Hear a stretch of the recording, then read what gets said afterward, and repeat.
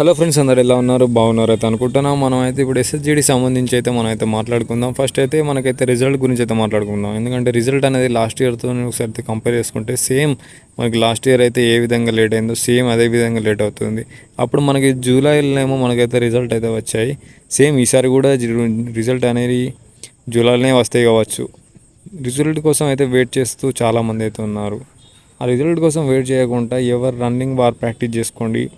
మళ్ళీ ఇక్కడ ఒకటి గుర్తుపెట్టుకోండి, నాకు 60 వచ్చినాయి 70 వచ్చినాయి అనే వాళ్ళకి నార్మలైజేషన్లో స్కోర్ కలుగుతుంది. కానీ అది ఎంత స్కోర్ కలుగుతుంది అని మనం చెప్పలేము. ఒకవేళ మీకు 15 మార్కులు కలిపితే మీకు 70 వచ్చినోడు 85కి ఇట్లా పోతారు.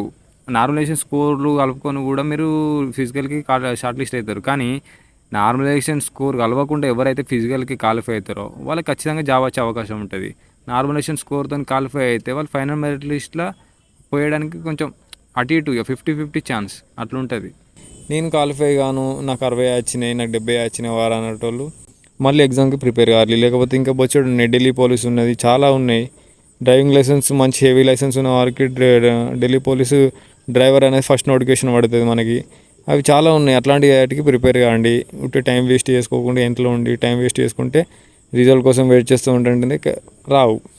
ఇప్పుడు ఇంకొందరు ఉంటారు, నేను రిజల్ట్ వచ్చినాకనే రిజల్ట్ వస్తే నేను రన్నింగ్ చేస్తా, రిజల్ట్ రాకపోతే నేను రన్నింగ్ చేయ అని కొందరు ఉంటారు. రిజల్ట్ వచ్చిన తర్వాత నువ్వు క్వాలిఫై అవుతావు. నీకు ఉన్న టైంలో ఏపాటి 2 months ఉంటుంది కావచ్చు. 2 monthsలో నువ్వు రన్నింగ్ ప్రాక్టీస్ చేసి రన్నింగ్ కొడితే నీ దమ్ము కొట్టగలుగుతావు. కానీ లాస్ట్ ఇయర్ అయితే నాకు చాలామంది అయితే చెప్పారు, బ్రో నేను రన్నింగ్ క్వాలిఫై కాలేదు, జస్ట్ 5 secondsలో పోయింది, 10 secondsలో పోయింది అని ఫుల్ మంది కామెంట్ సెక్షన్లో కామెంట్ చేసారు. అది గుర్తుపెట్టుకొని అట్లాంటి వాళ్ళు కూడా కొంతమంది ఉంటారు. చాలా రోజులు ప్రాక్టీస్ చేయండి, రన్నింగ్ కూడా రాదు. రన్నింగ్ చాలా ఈజీ అనుకుంటారు కానీ 5km కూడా మస్తు టఫ్ ఉంటుంది. అదన్నీ గుర్తుపెట్టుకొని మీరు అయితే రన్నింగ్ ప్రాక్టీస్ చేసుకోండి. అదేవిధంగా ఎగ్జామ్కి ప్రిపేర్ కావండి. ఈ మొత్తానికి క్వాలిఫై 50, 60, 70 వచ్చిన వాళ్ళు మళ్ళీ ఎగ్జామ్కి ప్రిపేర్ కావాలి. లేదంటే కోచింగ్ సెంటర్ పోండి. కోచింగ్ సెంటర్ పోతే పొద్దున వాళ్ళే రన్నింగ్ చేపిస్తారు, ఎగ్జామ్స్ పెడతారు, క్లాస్ వినొచ్చు. అట్లా చేయాలి. నేను కూడా కోచింగ్ వెళ్దాం అనుకుంటున్నా. ఏమంటారు?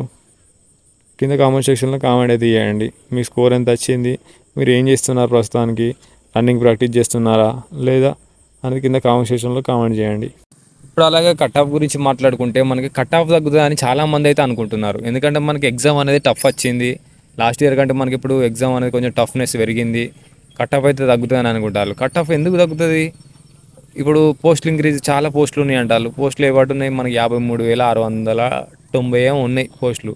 కానీ మనకు అక్కడ నక్సల్ డిస్ట్రిక్ట్లు తీసేసి మన జనరల్ డిస్ట్రిక్ట్లనే కలిపారు.